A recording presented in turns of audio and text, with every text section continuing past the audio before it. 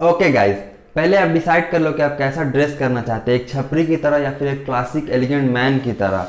अगर आप छपरी की तरह ड्रेस करने वाले हैं तो फिर ये वीडियो को यहीं बंद कर दीजिए, क्योंकि मैं उसके बारे में बात नहीं करने वाला हूँ। अगर आप एक क्लासिक एलिगेंट रिच मैन की तरह ड्रेस करना चाहते हैं तो इस वीडियो को देखते रहिए। रिच बनने के लिए बहुत ज़्यादा पैसे की ज़रूरत पड़ती है, लेकिन रिच दिखने के लिए बस आपको सही शॉपिंग करनी पड़ेगी जो आपको रिच दिखाए कम बजट में। तो आज बात करेंगे ऐसे ही कुछ चीज़ों के बारे में इस वीडियो में। वीडियो को एंड तक देखते रहिए। मिलते हैं इंट्रो के बाद।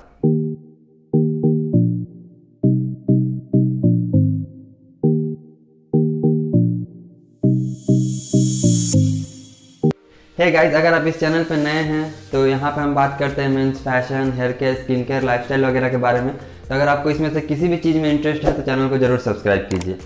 अब सबसे पहली चीज़ की बात करते हैं जो आपको एक रिच मैन की तरह, एक एलिगेंट क्लासिक मैन की तरह दिखाता है, वो है सिंपल और प्लेन क्लोथ्स सॉलिड कलर्स में। आपको सॉलिड कलर्स कपड़े चूज़ करने चाहिए जिसमें ज़्यादा प्रिंट्स और ज़्यादा डिज़ाइंस ना बने हुए हों, क्योंकि जितने ज़्यादा प्रिंट्स और डिज़ाइन होते हैं वो कपड़ा उतना ही ज़्यादा चीप लगता है। और आपको कपड़े के फैब्रिक पर अच्छे से ध्यान देना है। वो ऐसा फैब्रिक नहीं लेना जो कुछ दिन के बाद ही उसमें लिंट आ जाता है। हिंदी में क्या बोलते हैं उसको, रोएं उठने लगते हैं। क्योंकि जब एक कपड़े में रोएं उठने लगते हैं तो वो कपड़ा बहुत चीप दिखने लगता है। तो आपको ऐसे कपड़े में इन्वेस्ट करना चाहिए जिसका फैब्रिक थोड़ा अच्छी क्वालिटी का हो, और आपको डार्क और प्लेन क्लोथ्स लेने चाहिए क्योंकि वो बहुत ही क्लासिक लगते हैं। दूसरा चीज़ जो आपको करना चाहिए वो है सिंपल फ्रेम्स लेना।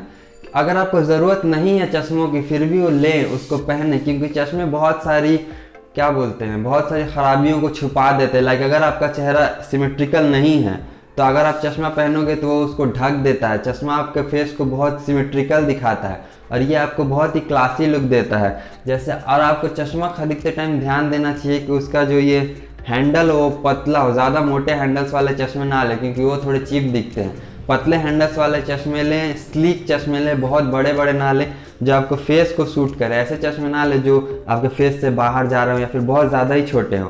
तो ऐसे चश्मे लें जो आपको फेस को सूट करे, आपके फेस पे फिट हो अच्छे से और स्लीक एंड स्लिम हो। अब बात करते हैं अगली चीज़ के। आपको खरीदना चाहिए फ्लैट शूज़। फ्लैट शूज़ से मेरा मतलब है वो शूज़ जिसके सोल एकदम फ्लैट होते हैं। कुछ शूज़ आते हैं मार्केट में जो सामने से ऐसे थोड़े से बेंट होते हैं, वो देख के ही चीप वाली फील देते हैं। तो आपको ऐसे शूज़ ढूंढने चाहिए जो कि पूरे फ्लैट हो। अब आप देखिए, एक ये शू और एक ये शू। अब आप खुद बताइए कि कौन सा एक्सपेंसिव लग रहा है और कौन सा चीप लग रहा है। तो डिफरेंस आप खुद समझ चुके होंगे। तो इसलिए आप एक फ्लैट शू में इन्वेस्ट कीजिए। जो राउंडेड शू होता है वो देखने में उतना अच्छा नहीं लगता है। तो हमेशा फ्लैट शू खरीदिए जो कि आपको एक बहुत ही क्लासिक और अच्छा लुक देगा। अगली चीज़ जो है वो है स्मेल गुड। स्मेल गुड से मेरा मतलब है आप अच्छे फ्रेग्रेंस पे खर्चा कीजिए। ऐसा नहीं कि आप बहुत ही एक स्ट्रॉन्ग फ्रेग्रेंस ले रहे हैं कि यहाँ पे लगाया तो 1 किलोमीटर तक उसकी खुशबू आ रही है। तो ऐसा नहीं लेना है। आपको माइल्ड फ्रेग्रेंस वाली चीज़ें खरीदनी है। जब आप थोड़ा सा लगाएं तो आसपास के जो लोग हो बस उनको ही उसकी खुशबू है, दूर दूर तक ना जाए, क्योंकि बहुत स्ट्रॉन्ग खुशबू होती है तो आसपास के लोगों को वो डिस्कम्फर्ट देता है। तो ऐसी चीज़ों में आपको इन्वेस्ट नहीं करना है। आपको बहुत ही माइल्ड चीज़ें लेनी है। जो आपके क्लोज लोग होंगे उनको खुशबू आनी चाहिए, या फिर जो आपके गले मिलेंगे उनको पता चलना चाहिए। तो माइल्ड ले और अच्छी फ्रेग्रेंस वाली चीज़ों में इन्वेस्ट करें। नेक्स्ट चीज़ जिसके बारे में मैंने पिछली वीडियो में बात किया था वो था स्लिक एंड स्लिम वॉचेस। क्योंकि जो बड़ी वॉचेस आती हैं वो थोड़ी चीप दिखती हैं। आप किसी भी वेबसाइट पर चले जाओ, बड़े जो ब्रांडेड वॉचेस होती हैं उनके फ़ोटोज़ देखो, तब आपको पता चलेगा कि जो बड़ी ब्रांडेड अच्छी वॉचेस आती हैं वो सब स्लिम एंड स्लीक ही आती है, क्योंकि यही वॉचेस आपके ड्रेस को अच्छे से कॉम्प्लीमेंट करती है। तो अगर आप रिच दिखना चाहते हो, क्लासी दिखना चाहते हो, तो आपको ऐसी वॉचेस में इन्वेस्ट करना चाहिए जो स्लीक एंड स्लिम हो। और आपको डार्कर कलर लेने चाहिए, क्योंकि डार्कर कलर देखते ही थोड़ा एक्सपेंसिव लगता है। पता नहीं क्यों, कुछ इल्यूजन है या क्या पता नहीं, बट लगता है। तो आपको ऐसे डार्कर कलर वॉचेस पे खर्चा करना चाहिए जो आपके लुक को अच्छे से कॉम्प्लीमेंट करे और उस पर कुछ लोगोज वगैरह ना बने हो। क्योंकि अगर आप इन्वेस्ट कर पाओगे अच्छे ब्रांड्स में तो आप लोगो तो ले ही सकते हो, लेकिन जब आप कम बजट में खरीदने की कोशिश कर रहे हो तो आपको ध्यान देना है कि उस पर कोई लोगोज ना हो। अब इसी बारे में आगे बात करेंगे लोगोज का ही। तो लोगोज आपकी घड़ी में भी ना हो, और आपको ध्यान देना है कि आप जो कपड़े पहन रहे हो उस पर भी लोगो ना हो। आपको लोगोज अवॉइड करने हैं। अब एक टी शर्ट 500 की भी हो सकती है और 5000 की भी हो सकती है। सपोज ये मेरी ब्लैक टी शर्ट है, इसको देख के कोई नहीं बता सकता कि ये 500 की है, 1000 की है, 1500 की है, 2000 की है। कोई नहीं बता सकता क्योंकि इस पर लोगो नहीं लगा हुआ है। लेकिन जब किसी ब्रांडेड चीज़ का लोगो लग जाता है किसी चीज़ पे तो उसका प्राइस बढ़ जाता है। क्यों? क्योंकि उसका नाम का दाम है। समझ रहे हैं ना आप? तो आपको लोगोज नहीं शो करने हैं क्योंकि आप बजट के अंदर रखना चाहते हो, तो आप ऐसे कपड़े खरीदे जिसपे ज़्यादा लोगोज वगैरह ना लगे हुए हैं। तो लोग एक मिस्ट्री क्रिएट होगी कि कितना दाम का हो सकता है। कोई अंदाज़ा लगाएगा कम, कोई अंदाज़ा लगाएगा ज़्यादा, तो आप एक एक्सपेंसिव पर्सन की तरह दिखोगे।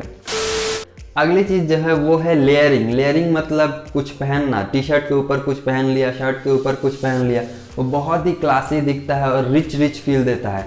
आप कोई भी अवार्ड शो देख लो, कोई भी इवेंट देख लो, जो भी सेलिब्रिटीज़ आते हैं मोस्ट ऑफ टाइम उन्होंने लेयरिंग की होती है। शर्ट के ऊपर कोई सूट पहन के आते हैं, अगर टी शर्ट पहना है तो ऊपर से ब्लेज़र पहन के आएंगे, कुछ ना कुछ उनकी लेयरिंग हमेशा होती है क्योंकि ये बहुत ही क्लासी और रिच लुक देता है। तो आपके पास जो भी अवेलेबल हो उसी से लेयरिंग करें। अगर आपके पास जैकेट हो तो टी शर्ट के ऊपर जैकेट डालें, अगर आपके पास कोट हो तो शर्ट के ऊपर कोट डालें, कुछ भी करें लेकिन लेयरिंग करें अगर आप किसी इवेंट को अटेंड करने वाले हैं तो। और लास्ट लेकिन सबसे इम्पॉर्टेंट चीज़, आपका बॉडी लैंग्वेज। आपको ऐसी बॉडी लैंग्वेज डेवलप करनी चाहिए जिससे लोग आपको देखते ही समझ जाए कि ये क्लासिक बंदा है और ये रिच हो सकता है। आपको एक रिचनेस वाली बॉडी लैंग्वेज डेवलप करनी पड़ेगी। आपको ऐसे स्लाउच्ड बैक के साथ नहीं घूमना है क्योंकि बहुत ख़राब लगता है। चेस्ट अप करो, शोल्डर पीछे करो और थोड़ा स्टाइल में घूमो। अब एक ही बार ऐसे नहीं कर लेना है, समझ रहे हो ना? एकदम ऐसे नहीं करना है, नॉर्मल रखना है लेकिन चेस्ट अप रखना है हर टाइम, क्योंकि ये जब आप कॉन्फिडेंट होते हो अपने अंदर तब ये पोस्चर बाहर आता है। तो आपको अपना कॉन्फिडेंस दिखाना है। अब आप बोलोगे कि मैं रिच तो हूँ नहीं, तो रिचनेस वाली बॉडी लैंग्वेज आएगी कहाँ से? तो एक कहावत है ना, fake it till you make it. तो तब तक अपनी बॉडी लैंग्वेज को फेक दिखाते रहो जब तक कि तुम्हें वो करने की आदत ना पड़ जाए। तो बस फेक करते रहो, बॉडी लैंग्वेज बनाते रहो, कोशिश करते रहो, क्योंकि बॉडी लैंग्वेज बहुत इंपॉर्टेंट है। लोग आपसे बात करने से पहले आपको देखते हैं और आपकी क्या बॉडी लैंग्वेज है उससे वो आपको जज करते हैं। तो अपनी बॉडी लैंग्वेज पे वर्क करो सबसे ज़्यादा। आई होप कि आपको ये वीडियो थोड़ा तो अच्छा लगा ही होगा। अगर अच्छा लगा है तो वीडियो को लाइक कीजिए, कुछ क्वेश्चन हो तो कमेंट में डाल दीजिए। मिलते हैं अगले वीडियो में, तब तक के लिए खुदा हाफिज़।